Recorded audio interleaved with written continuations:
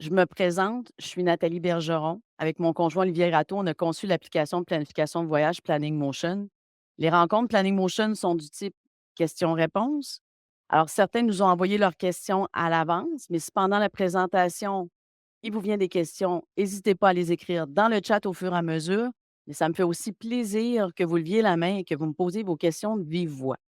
Alors, ce matin, les questions sont prévues sur un sujet bien spécifique. Ça va porter principalement sur les autoroutes aux États-Unis. Alors, les sujets qu'on va aborder, c'est certain, en plus des questions que vous pouvez me poser, c'est quelles applications on devrait avoir avec nous pour un road trip aux États-Unis?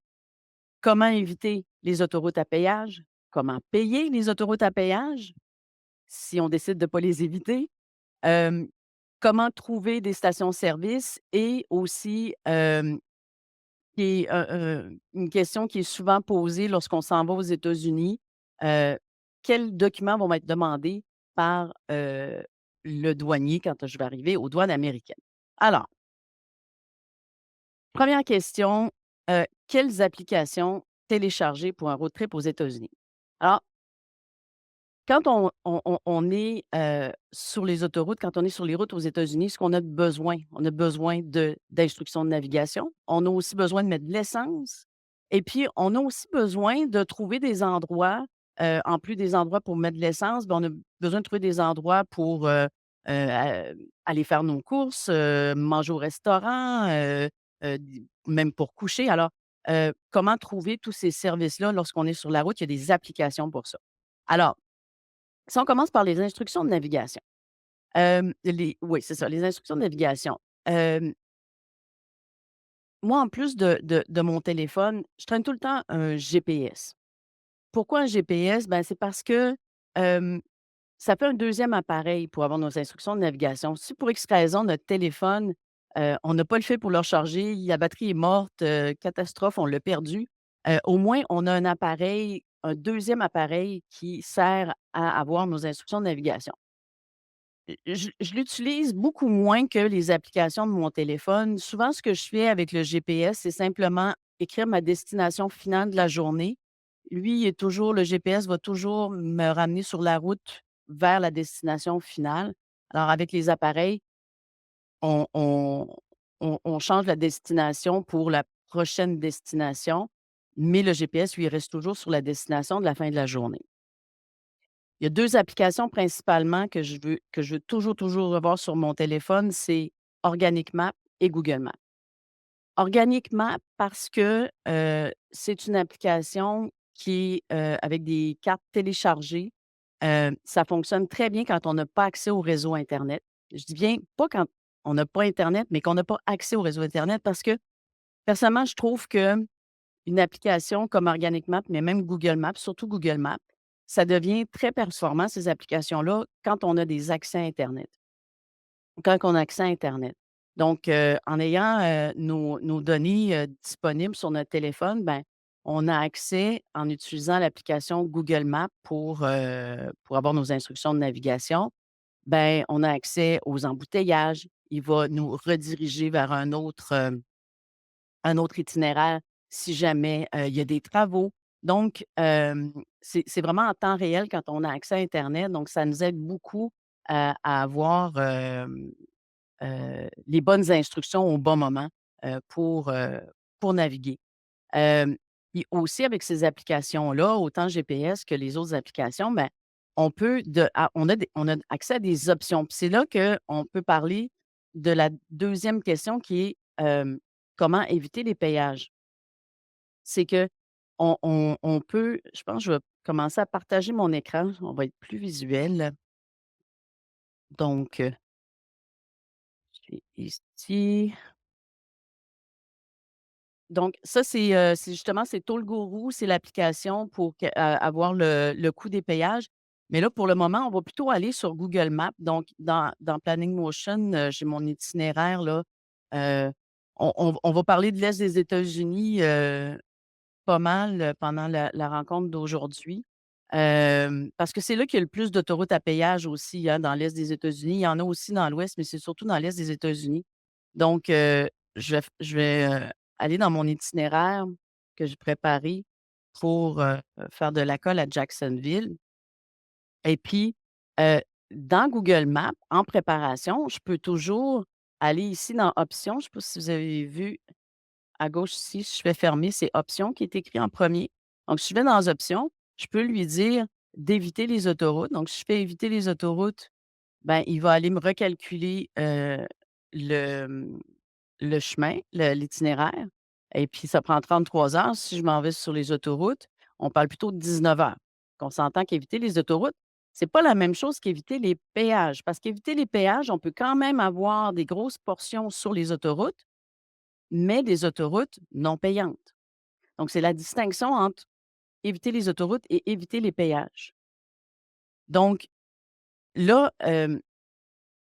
évidemment, moi, en préparation, hein, pour ce trajet-là, ce qu'on a fait, c'est, on s'est mis parce que il y a une autre façon aussi d'éviter les péages, c'est de se faire des c'est de forcer Google Maps à passer par certains points de passage, comme par exemple, ici, on a mis des points de passage pour éviter les péages et puis, je vois là l'itinéraire que je veux faire. Mais par contre, quand on est en voyage, quand on est sur la route, on n'a pas accès à Google Maps sur son ordinateur, l'itinéraire qu'on a préparé. On est plutôt sur son téléphone, sur son appareil mobile. Fait que là, je vais partager mon téléphone pour vous montrer. Heu, Quand on est sur Google Maps, hem, ici, je suis sur Google Maps, puis que je veux, aller, admettons, je vais télécharger ma carte. Alors, ça, c'est tous des points que j'ai rentrés là, dans Planning Motion, puis j'ai transféré sur Google My Maps, pour l'avoir sur mon appareil mobile. Donc, si je veux aller, à Washington, par exemple, avoir l'itinéraire lorsque je suis sur la route, ben, je ferai pas le téléphone me géolocalise. Donc, c'est à partir de ma position. Alors, peu importe si je pars comme là, j'avais mis le point de départ sur mon ordinateur à la colle, mais là, il va me partir de l'endroit où je suis. Là, je suis à Québec, puis il va me faire toutes les instructions de navigation, puis on connaît ça, hein, on le sait. On pèse sur démarrer en bas ici. Donc, je pèse sur démarrer, puis ça va commencer la navigation pour m'en aller, jusqu'à Washington.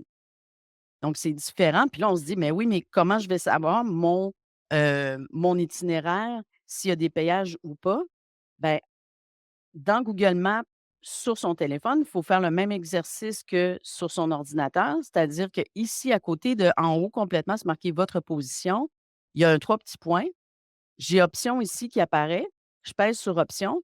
Puis là, c'est là que je peux décider d'éviter les péages, d'éviter les autoroutes, d'éviter les traversées. Donc, si je veux éviter les postes de péage, je clique comme ça.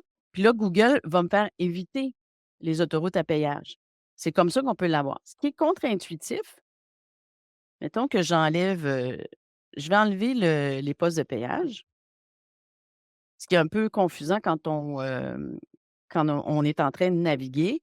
Si je démarre ma navigation, puis que je peux changer puis enlever les autoroutes à péage, éviter les autoroutes à péage, il faut d'abord que je quitte ma navigation pour pouvoir faire le changement. Donc, il faut que j'annule ma navigation. C'est pour ça, en passant, que j'aime tout le temps avoir mon GPS parce que lui, il continue à naviguer pendant que je fais des choses, des pas sur mon téléphone sur la route. Donc, hem, je pèse sur les 3 petits points, options. Éviter les péages. Je peux aussi ajouter, en pesant sur les 3 petits points, ajouter un arrêt supplémentaire. Je décide d'arrêter manger au restaurant, je peux intercaler, l'adresse du restaurant à ce moment-là, mais il faut quitter la navigation pour avoir accès à ces options-là. C'est ça qui est différent sur le téléphone par rapport à l'application, hem, sur l'ordinateur. Est-ce qu'il y a des questions par rapport à ce que je viens de dire? Est-ce que je parlais trop vite encore une fois aussi? Ça va? Ça a l'air à aller. Il y a pas de petite main en l'air? Ah, André, je t'écoute. Oui, bonjour. Bonjour. Par rapport aux applications, Oui, cet été, on s'est rendu compte pas mal au Nouveau-Brunswick. Bon, on utilise quasiment tout le temps Google Maps. J'ai pas de GPS dans le véhicule, j'ai un classé donc plus haut. Le principal problème, ça a été les low bridge, là, Je pense que c'est juste les GPS que tu peux avoir une application, ouais, qu'on va dire, là. Parce que j'ai téléchargé quelques applications qui vont sur le téléphone, mais ils étaient pas fiables. Je les ai vérifiés, là, dans des villes que je connaissais, comme à Québec et tout ça, mais ils étaient pas fiables. Je sais pas si vous avez une alternative parce que ça m'est arrivé, au moins 2 reprises au Nouveau-Brunswick d'arriver devant un low bridge qui était pas indiqué, puis des fois même pas de hauteur indiquée, mais je connais assez mon véhicule. Si quelqu'un n'aurait pas porté attention à arracher le toit du campeur. Fait que je sais pas si vous avez, une application conseillée ou des Ben, GPS moi, je fais gratuits. comme toi, j'ai cherché aussi, c'est quelque chose qu'on fait continuellement, là, qu'on cherche, Olivier, beaucoup là-dessus, puis, sur les applications, là, de cartographie, parce que c'est bien important pour nous, pour l'évolution de Planning Motion et puis, effectivement, en ce moment, moi, j le seul appareil disponible qui permet vraiment d'être fiable puis de rentrer la hauteur, la largeur de son véhicule, tout le est-ce qu'on a du propane, combien de propane, tout ça, puis de nous suggérer un trajet, ben, c'est le GPS Garmin fait pour les VR. Même pas tous les GPS Garmin. Il faut acheter celui qui est fait spécifiquement pour les VR. Par OK, Il y a contre, il est fiable. il y a OK. Puis Séguin Franck aussi. puis en préparation Donald, oui? Oui, ah ben, je disais qu'il y avait Seagig, un truck aussi, parce que je l'ai sur ma tablette aussi, j'ai mon GPS, je prends les 2 quand même. Ben, OK, bon, Olivier vient de me dire «Oui, oui, il a signé». ah OK, c'est ça. OK. Parfait. Donc, c'est les 2 qu'on connaît vraiment, je pense, hein? Ouais. Mmh. J'étais pas au courant du SIGIG encore, Olivier. Ouais, mais Pouvez-vous l'appeler Sigui ou c'est juste pour, je vais essayer de trouver le lien, je vais le mettre sur le chat. OK, merci.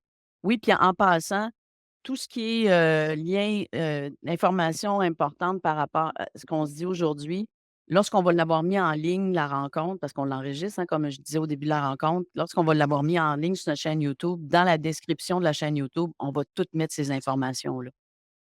On va mettre, les liens web, puis, OK. oui, c'est ça, puis, il y a c'est important de tester, André, comme tu fais, moi, je trouve, parce que, tu sais, si on se dit: «Ah, ils disent que c'est bon», puis, qu'on le teste pas, on est aussi mal pris que si on n'avait pas le bon outil, là. Donc, Et c'est souvent, ça. il y a des La clé, c'est de tester avant de partir, hein, peu importe, comme quand on télécharge les cartes, ah oui, on parlait tantôt heu, d'avoir nos applications hors ligne. Nos cartes hors ligne sans accès internet, ben, si on n'a pas testé notre itinéraire au complet avant de partir avec notre Wi-Fi fermé sur notre téléphone, ben, peut-être qu'il va nous manquer un petit bout de carte puis qu'on n'aura pas, toutes les instructions de navigation parce qu'on n'aura pas téléchargé toutes les cartes, puis on va s'en rendre compte une fois qu'on n'a plus accès à internet. Donc, oui, c'est bien de tester, là, avant de partir. Il y a Pierre, Camire qui avait levé la main. Oui, c'est ça, je voulais juste parler de Sticky Truck, là, de dire moi je travaille avec, c'est excellent parce Oui. qu'aussi on peut avoir toutes les cartes en dehors de connexion internet. On s'agit juste de les télécharger avant de partir et puis on peut fonctionner, sans internet, sans connexion. Fait qu'il fait OK. les 2, donc on entre les dimensions de notre VR, donc il va prendre les routes en fonction des dimensions du VR et puis on peut avoir les routes aussi effectivement, heu, téléchargées au préalable, donc de ce moment-là, on n'a pas de problème. Donc c'est Super, une excellente application. super. Les tests sont déjà faits, ça aide. Oui, dans l'option aussi d'enlever les péages et tout ça. Ah ouais, ça c'est pratique. OK. Ah, Olivier, je viens de voir que tu as mis les liens. Tu Oui, si je clique là, as mis GPS d'application. c'est ça, dans le chat, puis, le lien vers Garmin, puis on va le mettre aussi, pour, être disponible, sur la chaîne YouTube, là, si on veut se référer plus tard. Parce que ce chat-là, il va disparaître à la fin de notre rencontre de ce matin. Donc vous aurez plus accès à ce qui est écrit dans le chat. Il faut le copier tout de suite ou attendre qu'on l'ait mis sur la chaîne YouTube. Est-ce que tu avais une autre question, André? oui, Oui. dans la même optique, Oui, principal défi, là, cet été, c'était, oui, bon, les overheads, tout ça, puis c'était, fameuse station de vidange. Puis, où c'est parce qu'on prend pratiquement jamais de camping. Puis le propane, le autopropane, parce que ce que j'avais lu sur Google en écrivant autopropane, on pouvait trouver, mais c'est pas fiable du tout, là, parce que Je ne sais pas si non plus vous avez des trucs pour ça, là, parce que c'était un pas pire défi aussi cet été, là, de trouver ces deux choses-là. En vrai, là, c'est comme pas répertorié dans Google Maps. Puis j'ai pas vu dans. Je sais qu'il y a certaines pages web qui les indiquent, mais c'est parce qu'à tous les fois, il faut que tu cherches en dehors de ton application là, pour le trouver. Oui, puis ça dépend où on va. Là, tu parles du Nouveau-Brunswick. Aux États-Unis, ce ne sera pas les mêmes applications nécessairement. Je veux parler d'une application qui est bonne pour les autoroutes, mais du moment qu'on sort des autoroutes, c'est un autre sujet, c'est d'autres applications. Fait que Et- dépendant meilleur exemple je pourrais donner, c'est que cet été, on est allé jusqu'à la baie James, jusqu'à Long Point et puis, les applications que j'ai utilisées n'étaient pas les mêmes que lorsqu'on s'en va dans l'est des États-Unis. Tu sais, il faut trouver les appli c'est pour ça que le sujet de ce matin, il est vraiment, il est vraiment précis. Tu sais, c'est les applications pour les autoroutes américaines. Si on n'a pas l'intention de prendre les autoroutes, il y a des applications que je vais donner qui servent OK. à rien. Donc, mais bah bah, une disons. Mais mais sur les autoroutes, c'est vraiment une application que je me passerai pas. Fait que, tu sais, ça dépend vraiment du voyage qu'on fait, puis où on est, puis c'est sûr qu'il va y avoir peut-être des États aux États-Unis où il y a quelqu'un qui va avoir fait une application avec toutes les stations de vidange. Ben là, c'est pratique, mais si on arrive dans un autre État, ben, il y a plus d'informations. Fait que c'est ça, un peu comme, j'ai trouvé une application pour les tours cellulaires, mais au Canada. Je n'ai pas encore trouvé une que je trouve fiable pour les États-Unis. Donc là, je suis à la recherche de ça. S'il y a quelqu'un qui connaît une application pour connaître l'emplacement des tours cellulaires aux États-Unis, faites-moi signe. Au Canada, j'en ai une, qui fonctionne super bien. Parce que quand on s'en va comme dans la baie James, où on sait qu'on n'aura pas beaucoup, d'internet, il y en a eu plus que je pensais quand même, là, comme au Labrador l'année passée, il y avait beaucoup plus d'antennes cellulaires qu'on pensait. Mais c'est le fun de savoir à quel moment on va avoir accès pour faire, des recherches ou prendre contact. Donc, j'aime bien cette application-là. Ouais.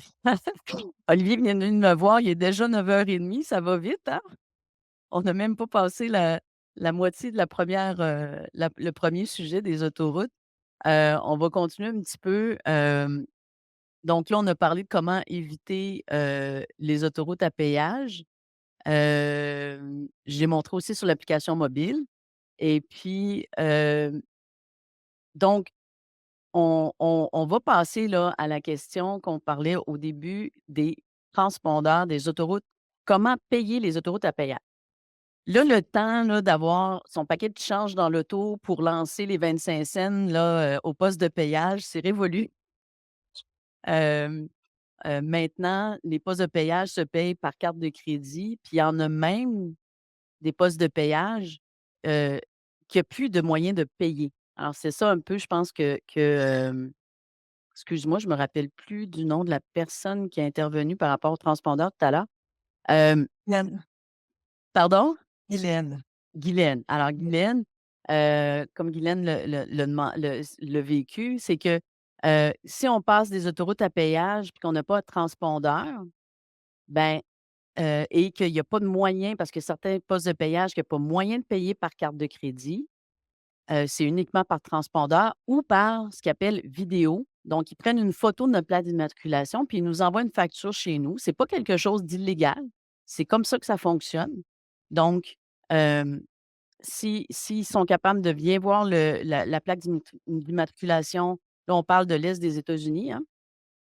Donc, ils sont capables de bien voir la plaque d'immatriculation. Ils ont une entente avec le gouvernement du Québec pour obtenir notre adresse et nous envoyer la facture. Maintenant, c'est pas que, il y a des frais supplémentaires, en quelque sorte, oui, mais c'est qu'il y a un tarif de prévu quand on a un transpondeur et il y a un tarif de prévu quand on n'a pas de transpondeur. Donc, c'est pas qu'on a une facture salée, c'est que c'est le prix qui est convenu. Quand on n'a pas de transpondeur, on paye un prix qui est généralement plus élevé.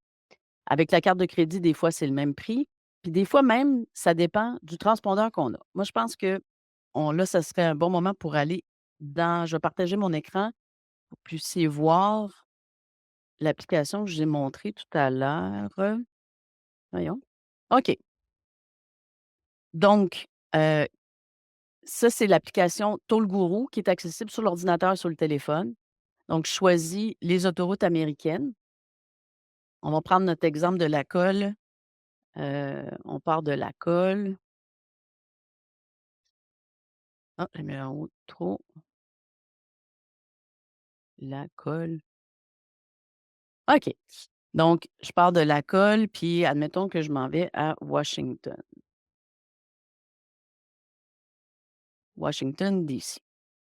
Donc, je lui écris mon trajet, puis là, il a besoin de savoir quel véhicule j'utilise. Donc, je peux avoir une voiture, je peux avoir une voiture, un pick-up avec une roulotte avec seulement qu'un essieu, 2 essieux. Hem, Si j'ai un VR, il faut que je choisisse ici VR. Donc, le type de véhicule que j'ai, est-ce que je traîne un you-you? Si j'ai un you-you sur un trailer qui a un axle, c'est celle-là. Si j'ai ma voiture qui est carrément les 2 roues, j'ai 2 axles supplémentaires. Donc, on choisit selon le véhicule qu'on a.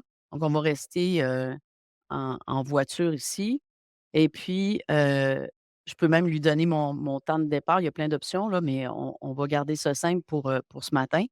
Donc, il me dit sur mon trajet, sans éviter les péages, les postes de péage que je vais, voir, je vais traverser et puis, j'ai une option ici pour voir le détail de chacun des postes de péage.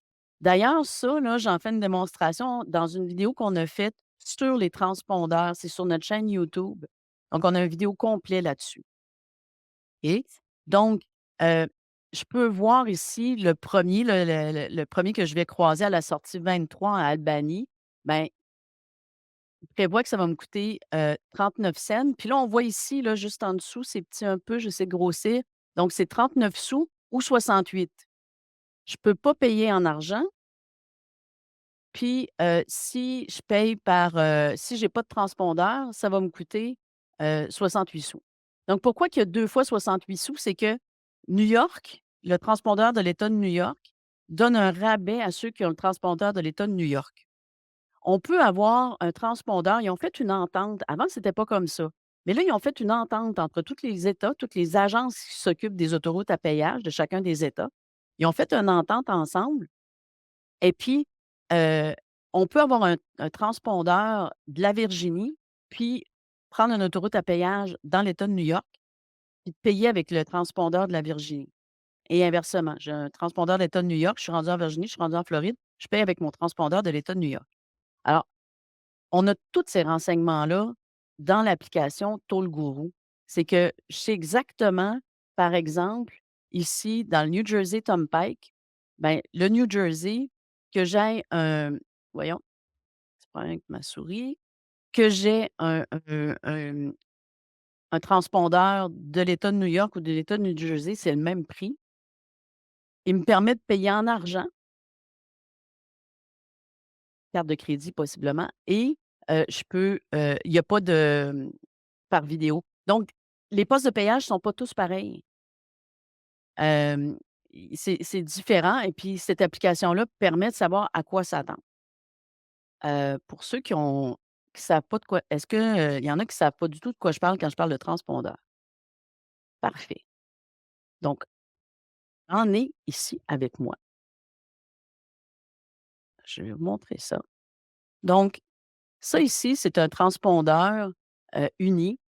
C'est un de la Floride qu'on s'est procuré, sur Amazon. Alors sur Amazon, ils le vendent. Ce qui est le fun avec ce modèle-là, c'est qu'il y a des petits, comment qu'on appelle ça? Des petites ventouses, merci Olivier. Des petites ventouses pour, accrocher sur le pare-brise en dessous de son, en dessous de son rétroviseur. Puis, quand on passe dans une, allée EasyPass, ben, au lieu de payer le montant, comme Guylaine parlait tantôt, le montant avec, sa plaque d'immatriculation, envoyer facture en avec la facture envoyée, chez soi, ben, on a mis, notre carte de crédit dans notre compte parce que quand on reçoit ça, il faut l'activer. C'est assez simple. Ça aussi, c'est dans le vidéo là, que je parlais tantôt sur les transpondeurs. Donc, il faut l'activer, on met notre carte de crédit, on met un dépôt et puis les montants se prennent sur la carte au fur et à mesure et on paie moins cher. Puis on paie moins cher dans l'État de New York avec le transpondeur de New York. Donc lui, ça va être le tarif spécialement pour l'État de New York. J'ai pas fait chaque État, mais il me semble que quand même, l'État de New York charge pas mal moins cher quand on a le transpondeur de l'État de New York. Alors, on a fait venir aussi celui de l'État de New York. C'est différent. Lui, on fait de la demande en ligne sur le site Internet de EasyPass de New York. Le transpondeur lui-même, il est un peu différent. Il y a pas les, ventouses, c'est des petits velcro qu'on doit coller sur le pare-brise. Donc, hem et puis ça coûte 25 le faire venir, mais ce 25 $-là, il se trouve être en crédit pour payer les péages. Donc c'est pas 25 vraiment, il est en quelque sorte gratuit, jusqu'à concurrence de 25 de péage qu'on doit payer de toute façon. Et puis là, même principe, on met notre carte de crédit dans notre compte, on réapprovisionne notre compte à l'aide de notre carte de crédit et puis, quand on passe à un poste de payage, ben, si je suis dans l'État de New York puis je veux payer le moins cher possible, je l'ai celui de l'État de New York qui est activé. Je le mets sur le comment voyons, j'ai juste le dash en tête. Ouais, ben, sur l'avant du véhicule là, en dessous de la Tableau de fenêtre. bord. Tableau de Tableau bord. de bord, merci Donald. Mon Dieu. Et puis, celui-là, pour pas que je sois chargée 2 fois, parce que si lui demeure sur mon pare-brise, le EasyPass va détecter deux transpondeurs. Il va prendre 2 fois le montant sur le transpondeur. Alors, dans l'État de New York, il nous envoie un petit sac qui bloque les ondes. Alors, je mets ça dans mon petit sac. Je mets celui d'Unipass qui me coûterait plus cher dans l'État de New York. Je le mets dans mon petit sac, je le mets dans mon coffre à gants. Donc là, je suis certaine que c'est lui qui va être détecté uniquement par le poste de payage. Puis, heu, si je veux, que ça arrête de traîner comme ça sur mon tableau de bord, ben, quand je suis sortie de l'État de New York, ben, je ressors celui-là, puis j'inverse, je mets lui dans mon sac, puis je mets lui sur mon pare-brise. Pourquoi? Parce que tu me dis: «Mais pourquoi Nathalie, tu as pas rien pris, celui de New York?» Ben, c'est parce qu'on était pressés, à l'avoir. L'État de New York, là, ils disent que ça prend 2 semaines. Nous, ça a pris un mois avant de le recevoir. Donc quand on est prêt à l'avance, il y a pas de problème. On peut attendre, l'activer, mettre notre carte de crédit, puis on va être prêt. Nous, on a décidé, 1 semaine à l'avance de partir à Philadelphie. Donc on s'est procuré ce transpondeur-là sur Amazon. Moi, ce que j'aime, c'est l'idée des ventouses et puis, heu, c'est ça, c'est que, c'était surtout pour être sûr de l'avoir, pour pas l'attendre. Je me souviens, il y a une utilisatrice qui partait, puis qui a fait venir par New York, puis, elle l'a eu à 24 heures avant de partir. Ça a été un petit peu stressant pour elle. Parce que c'est toujours mieux d'avoir un transpondeur quand même, parce que ça coûte tellement moins cher. Puis, mais Gaétane, est-ce que tu peux me redonner ta question du début? Oui, oui, tout à fait. C'est que nous, on n'avait pas de transpondeur. Oui, On est passé par l'État d'Indiana, puis Illinois, près de Chicago. oui. Et là, je me disais, est-ce qu'il y a une plus-value à ce qu'on paie, si j'arrive à trouver l'information via la ville d'Illinois, est-ce qu'on paie à l'avance avant de recevoir notre facture?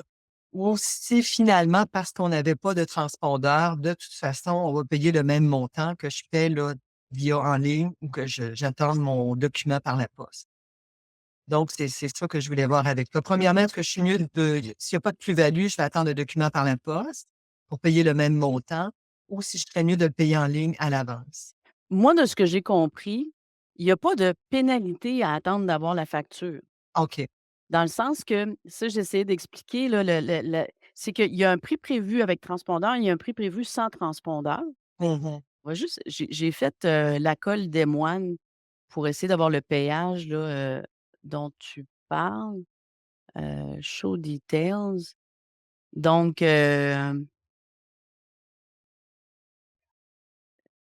que tu as une idée du prix? Pas Non. pas du tout, hein? Non, malheureusement, non. Parce que comme Parce que là, regarde la différence, mettons, là, sur la I-80, nous, c'était la I-90. I-90, OK. Mmh. Ben, sur la I-80, en rentrant à Chicago? On a dû contourner Chicago. Fait qu'on est passé par l'Indiana, on s'en venait là, du Montana, puis on voulait prendre le pont. Donc, on a passé par l'Indiana, on a contourné Chicago. Ouais. Mais il faudrait voir peut-être avec Toll Guru, essayer de retracer, le péage que tu aurais pris pour avoir le prix. Mais OK. regarde, ici, là, on parle de avec le transpondeur 76 sous canadiens, puis avec la vidéo 1,50 peut-être qu'ils n'envoient pas de facture, là, pour ça. Je Ah, sais pas, là. ouais, c'est Peut-être quand bon, c'est des petits montants qu'ils se donnent pas la peine d'aller, chercher l'argent. c'est bon. Hem, je sais que c'est pas plus cher d'essayer de le payer à l'avance ou d'attendre la facture. Parfait, c'est bon. Hem, d'après les informations que j'ai eues, mais tu sais, il peut y avoir des changements, hein, ça peut Donald, aurais-tu un complément d'information là-dessus? Ben oui, nous avons utilisé le SunPass Oui, et ça inclut les e-pass. Puis tout le long de mon voyage en Est, j'ai pris un transpondeur qui était le SunPass. Ça a marché tout le long. exactement. Tous les transpondeurs, c'est ça. Ah, OK, je me suis peut-être mal, merci Donald, là, d'avoir précisé ça. C'est que il y a des ententes entre tous les 19 États de l'Est des États-Unis pour accepter les transpondeurs des autres États. C'est ça que tu es en train de dire, Donald? Oui, mais moi, c'est le SunPass. Je pense que c'est celui de la Floride, c'est le Exact, SunPass. Puis ça fonctionne pour tout c'est le ça. long que j'ai descendu. La raison pour laquelle je parlais de mes 2 transpondeurs, c'est que dans l'État de New York, il y a vraiment une différence de prix significative entre les propriétaires de transpondeurs de l'État de New York et les autres transpondeurs. Donc ceux qui ont un transpondeur, par exemple, le SunPass de la Floride, puis qui prennent le transpondeur qui prennent des EasyPass dans l'État de New York, vont y payer plus cher.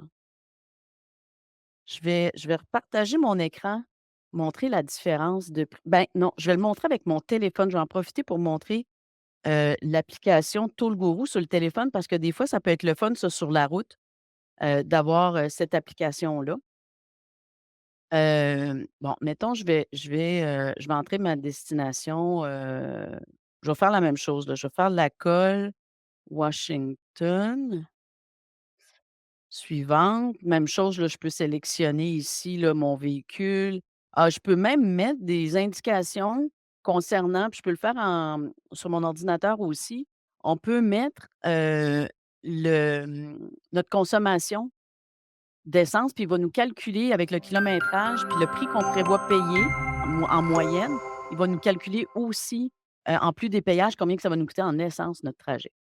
Donc, si je m'en viens ici, soumettre pour avoir donc ici, si je vais le mettre en dollars américains, hein, je peux ici, en bas à droite là, je peux sélectionner dollars canadiens ou dollars américains. Je vois sur mon trajet, quand c'est un T, ça veut dire que c'est seulement que des EasyPass, des transpondeurs ou vidéo. Ça veut dire qu'on reçoit une facture comme Guylaine parlait tantôt. Ou si un C, c'est qu'il accepte, la carte de crédit. Hem, donc, si je fais info, ben là, j'ai chacun des postes de payage. Puis par exemple, le New York State Thruway là, de la sortie 23 à la sortie 15 sur la 87, ben le EasyPass New York coûte 5,23. La plaque d'immatriculation, c'est 9,15. Si je vais ici sur détails, ben, il me dit en fin de compte que si j'ai le EasyPass New York, ça me coûtait 5,23. Les autres EasyPass, c'est marqué là, DE, c'est le Delaware. Uni, c'est celui que je vais montrer tantôt. Puis il y a celui de la Floride là-dedans aussi. Le, c'est ça, on les voit tous. New Jersey, ben écoute, 9,15. Fait qu'un dans l'autre, des fois, c'est mieux d'en avoir un deuxième, celui de l'État de New York, ça parce que nous, en tant que Québécois, souvent, on va passer à travers l'État de New York, qu'on passe les douanes à Alexandria, dans le coin de Syracuse ou qu'on passe les douanes à Lacolle.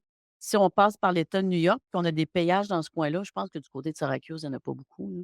Mais bref, l'État de New York va nous charger moins cher si j'ai les EasyPass de New York. Mais nous, on les a fait venir les 2 parce qu'on voulait tester, on voulait voir combien de temps ça prenait à avoir celui de New York, là. On n'est vraiment pas obligé d'avoir, 2 transpondeurs, là, effectivement, Donald. Tu peux très bien utiliser tout le monde peut très bien utiliser le transpondeur de la Floride dans l'État de New York. C'est juste ça va coûter plus cher.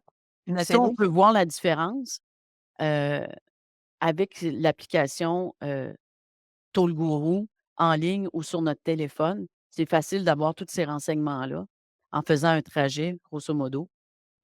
Évidemment, cette application-là, on ne peut pas éviter les payages. C'est une pensée totalement différente. Ouais, Hem, j'avais pas terminé ma question. oui, excuse, C'est pas grave. Je voulais voir, ça prend combien de temps avant de recevoir la facture?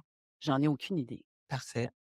Hem, C'est il y a peut-être des situations où la plaque d'immatriculation était pas lisible. Hem, je crois que quand on a une roulotte, ils savent pas, quelle était la plaque d'immatriculation du véhicule tracteur OK. et c'est le conducteur qui doit payer.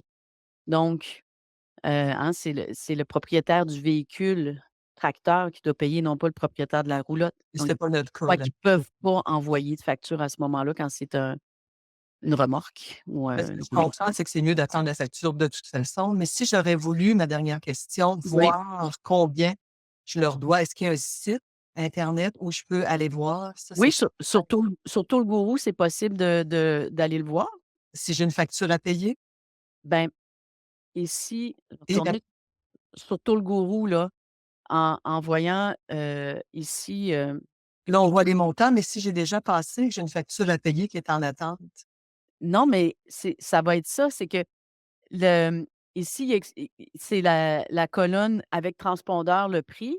Ça, c'est la colonne avec, la plaque d'immatriculation. Donc la facture est d'1,50 pour ce péage-là. Ça, c'est un exemple, là. Ouais, je Mmh. comprends, mais si je suis déjà passée et que j'ai une facture pendante qui est dans l'État d'Illinois, par exemple, et que je veux savoir si j'ai une facture, si je leur dois des sous, est-ce que je peux aller sur un site internet? OK, si mettons la facture demeurait impayée, ça faisait 6 mois, puis qu'aux autres, au bout de 6 mois, ils chargent plus d'argent. Ben, j'ai déjà fait des recherches, il y avait quelqu'un qui m'avait parlé pour l'État de Pennsylvanie qui avait transféré, qui avait pris un pont pour s'en aller il changeait d'État en prenant le pont. Et puis sur le site web, en inscrivant sa plaque d'immatriculation sur le site web de ils appellent ça souvent, l'autorité, authority quelque chose là. D'accord. Faut trouver dans l'État qu'on veut, l'organisme qui est en charge des autoroutes à péage. Mmh.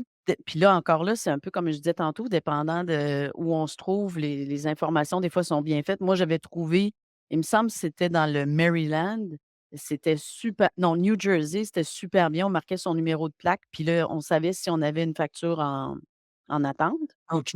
Mais l'État à côté, en Pennsylvanie, il l'avait pas ça. Fait que là, est-ce qu'il faut payer? Est-ce qu'il faut appeler? Est-ce qu'il faut, hem OK, c'est compliqué finalement. c'est pas vraiment compliqué, il faut juste chercher un petit peu sur Google, savoir avec l'État et Mmh. puis, c'est un tu sais, Guylaine, si tu veux m'écrire puis qu'on regarde ça ensemble, moi, je trouve ça intéressant, là. On pourrait fouiller la question pour voir si l'État de si je comprends bien, c'est en Indiana, là, ton péage? Indiana et Illinois, oui, Ouais. proche de On Chicago. peut on peut regarder ça puis voir s'il y a moyen de trouver un site web. Mais recenser, tous les sites web puis toutes les possibilités, ça, c'est pas un travail, qu'on a fait Olivier puis moi là, Je pour comprends que des c'est pas États-Unis. géant, là. Je pensais qu'il y avait un site qui, incluait tous les États, mais c'est pas Ben non, ben non. Ce site-là fait juste dire je vais revenir sur moi, hein. Ce site le site de EasyPass parle vraiment de l'entente, l'historique de l'entente, tout ça, mais chaque État est responsable de la gestion de son transpondeur. ça fait du sens. Parfait. Merci Mmh. beaucoup, Nathalie. Ça fait plaisir. J'avais vu une autre main levée, mais je pense qu'elle est redescendue. Ça va pour les questions. Est-ce qu'on parle d'essence? Est-ce qu'on serait prêt à passer à Oui, on on parle d'essence. on parle d'essence, hein? Vous faites le tour des péages.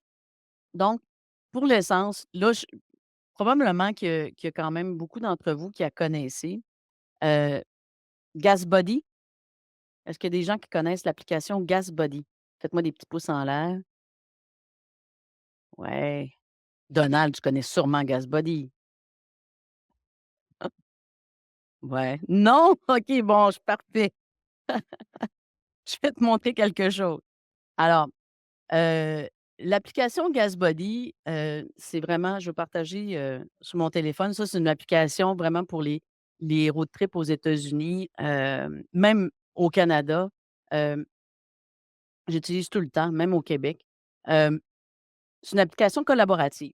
Donc, quand on est à une station-service, on peut, hem, confirmer ou ajouter le prix de l'essence en tant qu'utilisateur de l'application.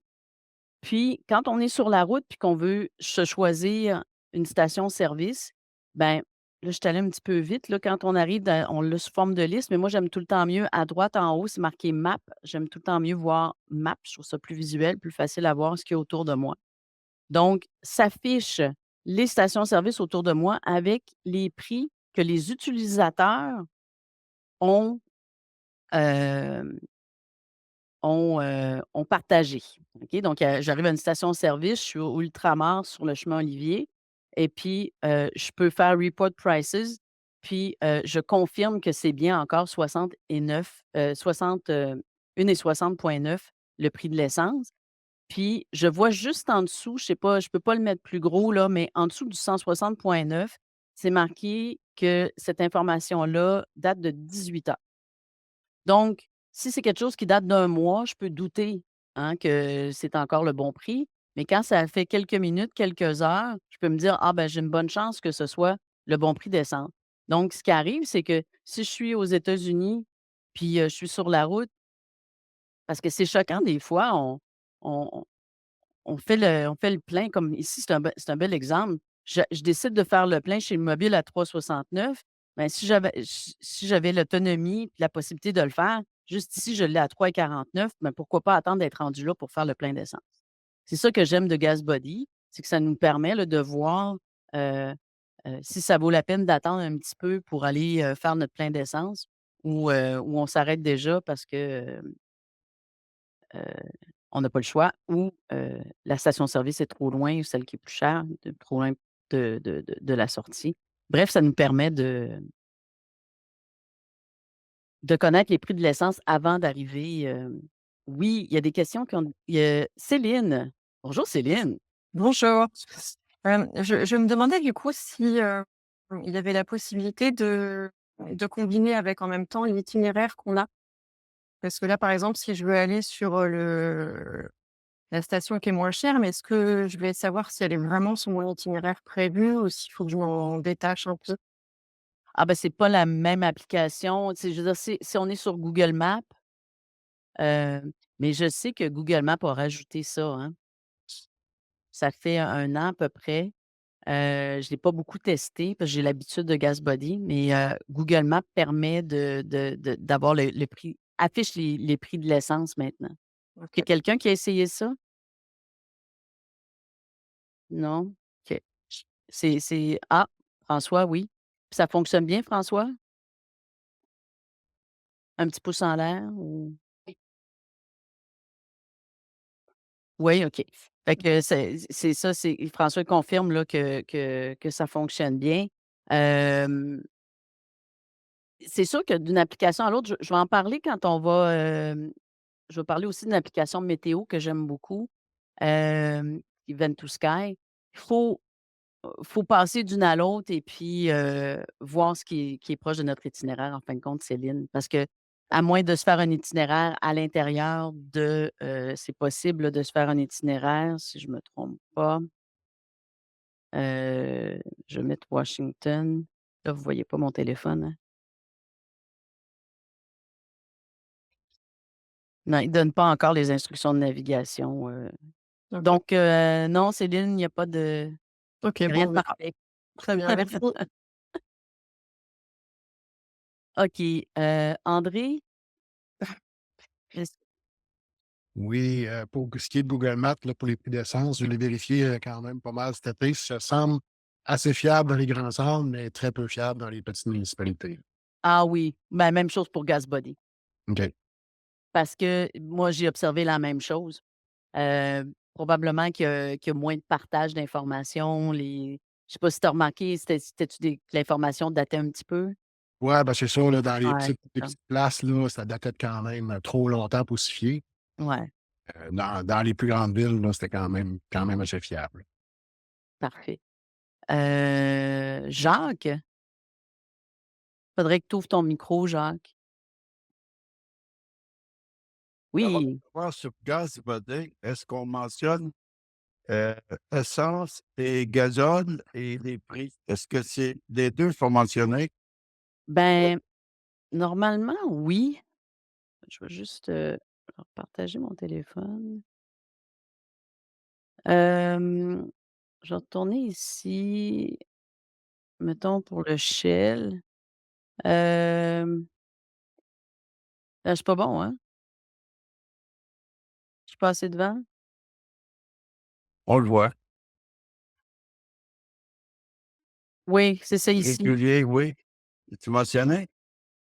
Régulier, mid-grade, premium puis diesel. OK, c'est bon. Merci. On l'utilise Pardon? on l'utilise pour le diesel, puis oui, mais c'est moins souvent que les prix que le gaz. Mais ça OK, arrive régulièrement là, qu'aux États-Unis, il y a plus souvent le prix du diesel. Au Québec, c'est rare, là, mais il y a une place pour le mettre, là. Ouais. C'est OK. collaboratif, hein, fait que si les C'est ça. gens, heu, participent, ben, on va Ah oui. avoir le plus d'informations puis, parce que Merci. c'est pas je pense que les propriétaires de stations-service vont se créer des comptes et mettre à jour, mais c'est vraiment l'idée de collaboratif que c'est les utilisateurs qui rentrent l'information. Donc ça a ses avantages, ses inconvénients. Fait que comme le disait, André, quand on est dans un endroit, où il y a moins de monde, ben, l'information est moins précise, puis c'est sûr que plus de monde qui vont mettre de l'essence que du diesel, donc on a moins d'informations pour le diesel comme Balade en VR vient de le dire. Je vois pas ton nom, c'est marqué Balade en VR. Parfait. Ah, Marjolaine. Ouais, c'est Brigitte, mais je suis pas capable de changer mon nom. Mais OK. bon, je vais réussir à trouver le truc. Sur Gmail? C'est avec le Oui, c'est ça. Gmail? Oui, c'est ça. Écris-moi, je vais te le montrer. OK, parfait, merci beaucoup. OK? OK, Marjolaine.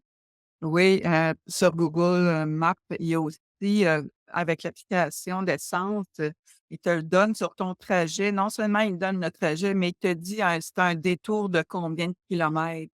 Ah, Heu, super. donc, c'est un détour de 6 kilomètres ou de 5 minutes, il donne en termes de temps. C'est un détour de 5 minutes ou c'est un détour de 10 minutes ou de tant de kilomètres et cetera.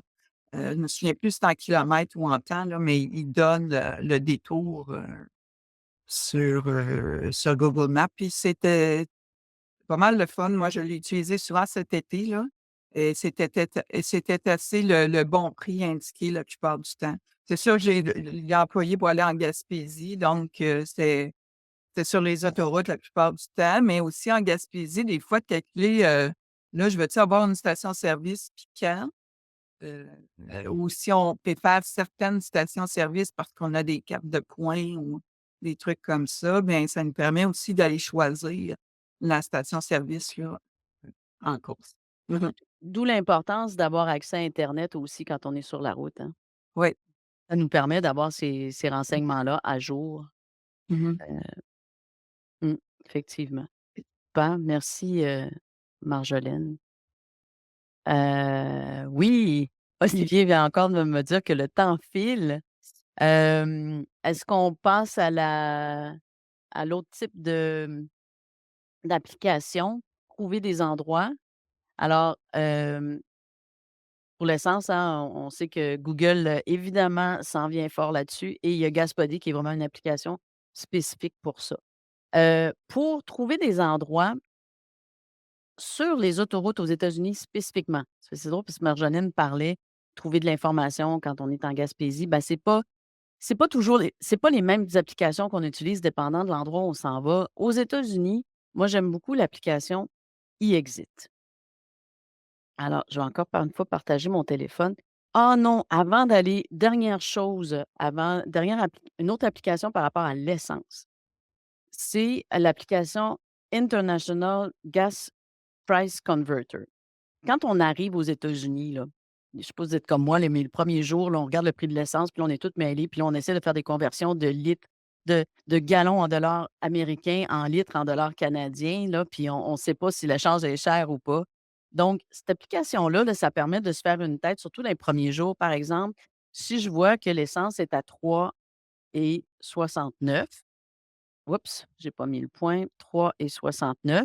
J'ai sélectionné ici dollars américains. J'ai sélectionné mes, gallons américains. Donc, je suis à 3,69 et puis je peux sélectionner ici ma devise qui est au taux du jour, là, dollar canadien. Ça donne un ordre de grandeur, ça donne pas ce qu'on va avoir sur notre carte de crédit.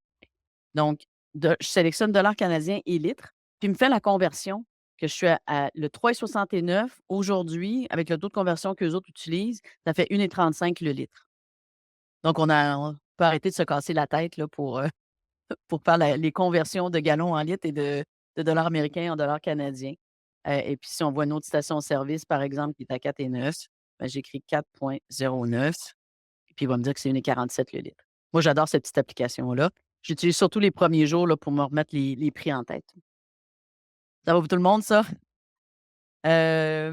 Donc, l'application sur les autoroutes américaines, puis fait référence à ce que Marjolaine disait, que Google donne, les distances, hem, d'où on s d'où on à laquelle on se trouve de l'endroit où on veut aller. Quand on est sur les autoroutes américaines et puis une autoroute là, qui commence par I, là, les interstate, heu, qu'on a cette application-là d'ouverte et qu'on a accès à internet, on est géolocalisé et l'application va nous, heu, localiser sur l'autoroute sur laquelle on se trouve, OK? Là, évidemment, je suis au Québec, donc il me dit: «Là, tu es pas aux États-Unis, je peux pas te dire où tu es sur l'autoroute, hein, find me on the highway», là, je pourrais faire ça. Mais moi, je vais aller le chercher, par exemple, on va aller dans l'État de New York, là, on va aller, sur la 87 sud. Je suis sur New York? New York? 87, puis là, je choisis si je suis en direction sud ou nord. Donc, je vais dire que je suis en direction sud, mais tout ça, ça se fait automatiquement quand je suis géolocalisée, sur l'autoroute. OK? Il me trouve, puis il me géolocalise. Puis il va m'indiquer à chacune des sorties ce que j'ai. Donc, il y a des petits icônes, là, donc je sais comme à la sortie 82, la troisième là, j'ai une station d'essence, le jaune, j'ai une station de recharge, un restaurant, des magasins, un garage. Fait que ça m'intéresse. Je peux cliquer dessus, puis j'ai le détail. Puis là aussi, ben, je pense qu'il est connecté sur l'API de GasBuddy, là. Je peux avoir le prix de l'essence aussi, d'affiché là et quand je suis sur la route, ben, le millage qui est indiqué là, c'est le millage de la distance où je me trouve de cette sortie-là. Donc ça va évoluer dans le temps. Plus je vais rouler, ces chiffres-là vont évoluer aussi. Je me rapproche de la sortie parce qu'il va me les indiquer en ordre chronologique de déplacement, direction sud, parce qu'avec le GPS, il est capable de savoir dans quelle direction je m'en vais. Donc, ça peut être super pratique là, pour, trouver des places comme par exemple, je me dis: «Bon, ben, je vais arrêter, dîner au Cracker Barrel», parce qu'on peut pas s'arrêter dîner au Cracker Barrel.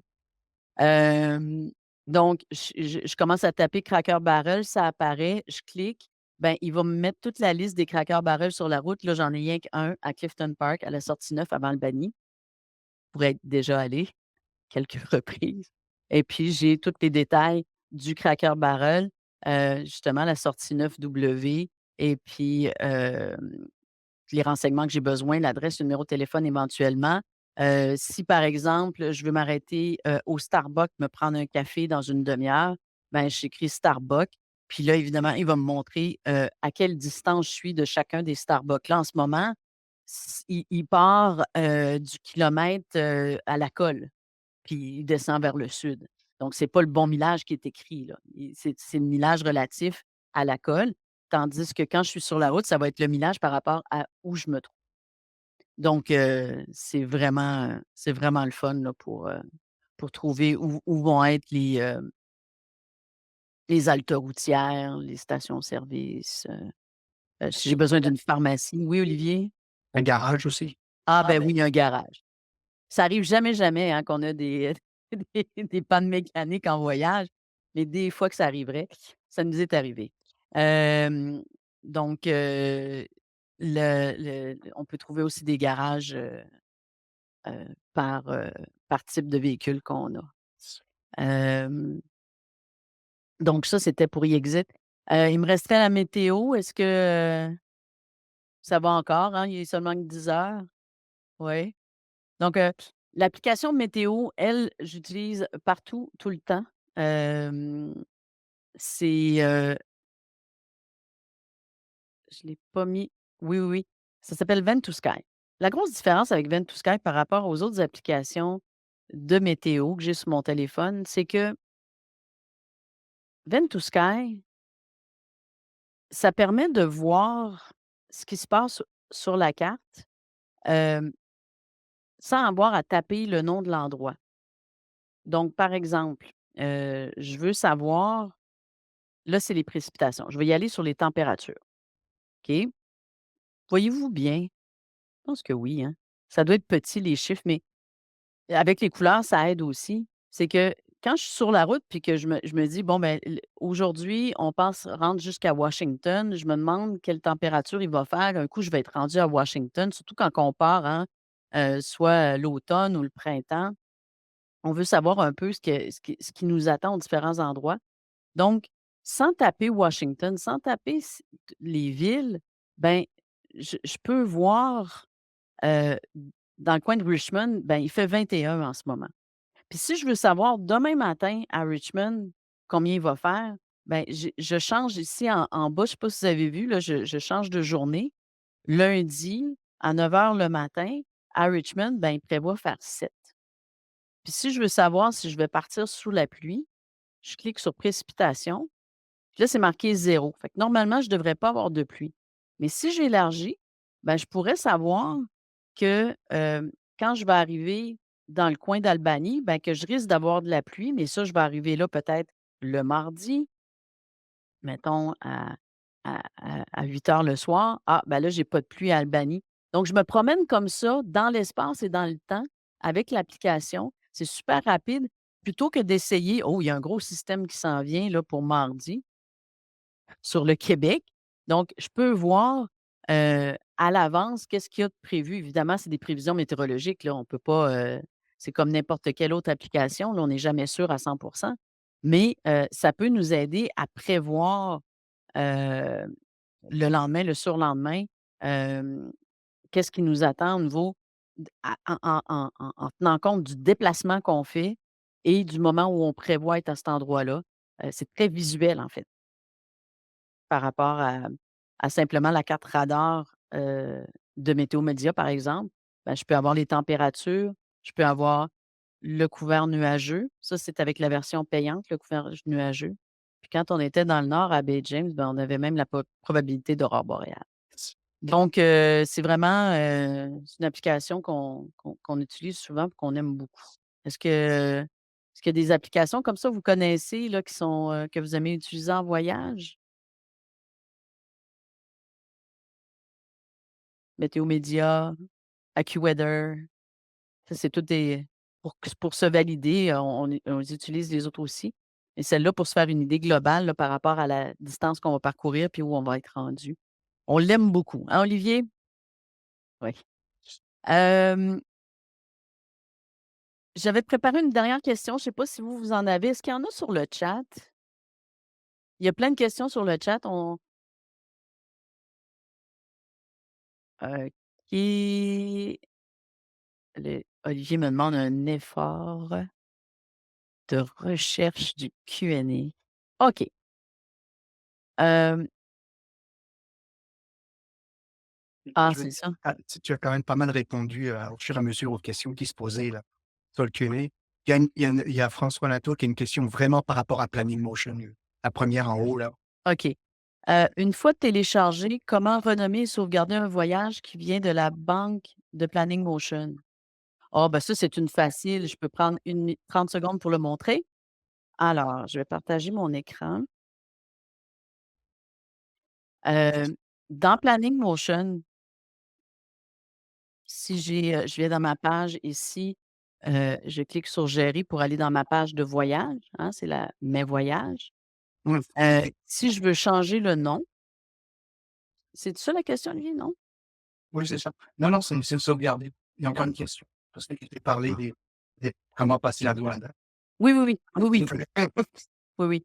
Je vais juste, faire un petit 30 secondes pour montrer, mettons ici, je veux changer de nom, ben, c'est simplement ici, mais je vais aller dans un voyage partagé. OK.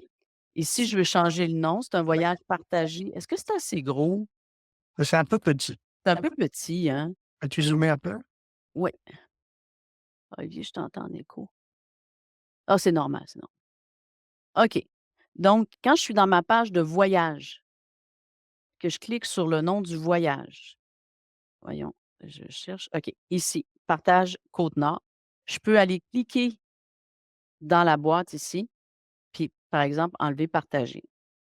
Puis je sauvegarde, puis ça va sauvegarder mon nom, donc mon nouveau nom de voyage, tout simplement. Bon, j'ai pas sélectionné de devise. C'est simplement sélectionner une devise ou si je change d'endroit, ça va se sauvegarder tout seul. Quand je suis dans mon voyage, pour aller à la page des voyages, il faut soit cliquer ici sur «Gérer» ou on peut peser sur le petit crayon ici et on arrive directement dans la page des voyages. François, est-ce que ça répond à ta question? Peut-être que François n'est plus avec nous. Oui, merci François. On va passer à la douane, puis on fera le chat après, OK? Donc, la douane, il y a ça souvent cette question-là est posée. Quel document, on doit avoir sur soi quand on traverse? C'est souvent des gens de VR qui me posent la question. Donc, ça prend un passeport, ça c'est certain. Là, on parle pour les résidents canadiens. C'est ça que tu voulais que je dise, Olivier, hein? Il me surveille, il m'écoute. C'est important d'être précis. Donc, pour les résidents canadiens et pour les autres résidents aussi, ça prend un passeport pour rentrer aux États-Unis. Parfois, on va nous demander l'immatriculation du véhicule. Quand on arrive au poste de douane, il y a faut se remarquer, il y a plein de caméras de tous les côtés, puis le douanier, il voit notre plaque d'immatriculation. Donc si tout ça correspond, souvent, il ne nous le demandera pas, notre immatriculation. Et de toute façon, c'est un papier qu'on doit avoir avec soi en tout temps dans notre véhicule, l'immatriculation du véhicule. Et puis, j'ai remarqué que quand on avait la roulotte avec nous, systématiquement, il va demander l'immatriculation du véhicule parce qu'il ne voit pas la plaque. Elle est cachée par la roulotte, donc il veut avoir l'immatriculation du véhicule. Hem, En tant que résident canadien, on n'a pas besoin d'avoir de visa, sauf si on prévoit passer plus de 180 jours dans une année sur une période de 12 mois. Oui, Céline, immatriculation du véhicule, c'est la carte grise, tout à fait. Puis je connais l'expression carte grise parce que Olivier, il est français. Sinon ben oui, avec les films français aussi, on finit par apprendre que c'est une carte grise. Hem, donc, c'est la même langue, mais c'est pas toujours les mêmes mots pour les mêmes choses. Donc, le pour ce qui est du visa, les Canadiens ont pas besoin de visa pour faire du tourisme, pour visiter les États-Unis pour une période de moins de 180 jours sur une période des 12 derniers mois, sur une période de 12 mois, OK? La journée où on sort, ils regardent, en arrière les 12 mois pour voir combien de jours on a passé.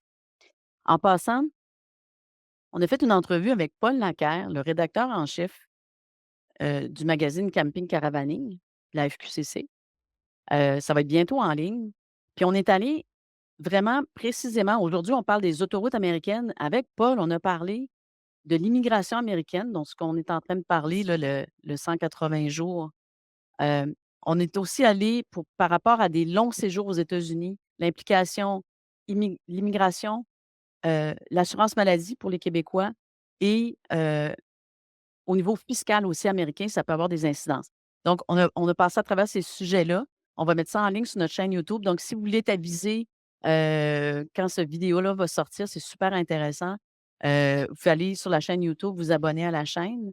Sinon, ben, dans les infolettres, pas sinon, aussi, dans les infolettres, on va vous le dire quand que ça va être en ligne. Et aussi pour la rencontre d'aujourd'hui, l'enregistrement de la rencontre d'aujourd'hui, on va vous informer quand ça va être en ligne. Hem, Autre chose, la question qui est systématiquement demandée, heu, par un douanier américain lorsqu'on traverse, surtout avec un VR, c'est la question de la nourriture. Alors, je peux pas donner on va donner le lien du site web américain, il est en anglais. ils listent les choses qui sont acceptées ou interdites. Ça évolue beaucoup dans le temps. Ça évolue selon l'endroit où on passe les douanes. Si on passe en Ontario, ça ne sera pas les mêmes règles qu'au Québec. Il y a des grands principes quand même, hein, les fruits et légumes, tu s'ils sont pas de saison, s'ils viennent d'ailleurs que le Canada ou les États-Unis, ça peut être problématique. Des fois, il faut avoir les emballages d'origine. Hem, mais j'aime mieux pas aller trop dans le détail parce que ça dépend vraiment du douanier, de son humeur, la journée où on passe. Des fois, c'est très facile, des fois, c'est très compliqué. Donc passeport absolument, papier du véhicule, faut l'avoir avec nous. Ça se peut qu'il soit demandé, donc essayez de l'avoir facilement accessible, rapidement, nourriture. Puis, pour ce qui est des visas puis tout ça, ben, on va aller plus en profondeur dans une autre présentation. Les citoyens, ben, les citoyens qui sont dans le programme Visa Waiver Programme, dont la France, ben, ils ont accès comme visiteurs aux États-Unis pour une période de 90 jours consécutifs, dans une année. Heu, Ils ont besoin de toute façon de remplir un document qui s'appelle l'ESTA. Mais ça, on ne rentrera pas dans ce détail-là ici ce matin là, c'est un gros sujet, parce que ça dépend toujours, de notre nationalité, d'où on vient, où on va, combien de temps. Donc c'est beaucoup des cas particuliers. Mais, avec l'entrevue de Paul, on va donner beaucoup de références pour pouvoir que chacun puisse aller étudier son cas particulier, heu, par rapport à ça. En étant préparé, c'est très facile, puis on a moins de Puis si problèmes. puis si on a des animaux, ben, ça prend les papiers nécessaires pour passer la frontière, papiers signés par un vétérinaire et tout ça. Oui, tout à fait. On n'a pas étudié la question dernièrement. Toute l'information, évidemment, est sur les sites web là, du gouvernement américain. Mais, j'ai entendu dire qu'il était de plus en plus sévère là, sur le vaccin de la rage qui est obligatoire. Sont aussi très pointilleux sur la nourriture à chiens qui traverse la frontière. Donc, mais non, on ne parle pas, merci Pierre, merci d'être resté aussi longtemps. Oui, Céline, je sais que c'est compliqué pour vous. Hem, je vois pas le reste. C'est dans le chat, Olivier? Ouais, tiens, je vais mettre le lien aussi, tu sais, le temps d'attente aux frontières, là. On peut le savoir, le temps d'attente à la frontière quand on va Oui, passer, hein? oui, oui. Hem, c'est ça, c'est que la présentation d'aujourd'hui est vraiment pas pour passer aux frontières, c'était une question comme à côté, c'était les autoroutes américaines. Mais parce que la frontière, c'est vraiment un sujet, on a fait une vidéo là-dessus aussi, hein, Olivier, sur notre chaîne YouTube. On parlait de traverser la frontière, puis c'est souvent des cas particuliers. Puis comme on le parlait aussi avec Paul, ça dépend vraiment sur qui on tombe. Hem, OK, c'est ça, Olivier, là, tu as mis, le lien vers, pour les animaux. J'ai vu passer médicaments. Ça aussi, c'est un cas particulier. De façon générale, pour les médicaments, ce que je sais, c'est que si, c'est un médicament qui risque de poser problème, qui pourrait être considéré comme une drogue, ben, c'est mieux d'avoir la prescription. Donc si on a notre prescription avec nous, mais je sais que c'est compliqué pour ceux-là qui partent longtemps pour avoir la quantité de médicaments qui, normalement, est donnée au 30 par 30 jours par la RAMQ. Donc ça aussi, c'est tout un autre gros sujet, là, mais je trouve ça intéressant. On pourra l'aborder dans une autre rencontre. Mais là, à ce moment-là, on parlera des douanes et de la circulation entre le Canada et les États-Unis.